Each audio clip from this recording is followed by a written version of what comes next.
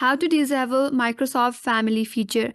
Hi everyone, this is Kate and I'm back with another video. Now without any further ado, let's get started with this tutorial. Now first of all, you have to open up Task Manager in your laptop, and for that tap on the search bar, and from here you can simply search for Task Manager and then click on it. Now once you get to your Task Manager, navigate to your left hand side and from this menu bar click on Services. Now under the services you have to find out WPC first.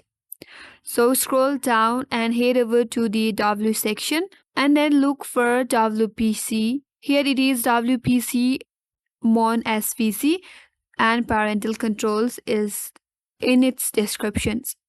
Now once you navigate that, right click on it and from this drop down menu click on Open Services. Now under the services you have to look for parental controls. For that navigate to P section and there you'll find this parental controls. Again right click on it and from here go to properties. Now under this properties dialog box next to startup type click on this drop down box. From there click on disabled and then click on OK. After you do that you have disabled the parental controls, and even if you right click on it and then start, you won't be able to start this parental controls. So this is a way to disable the family features in Microsoft, and that's all for today's video.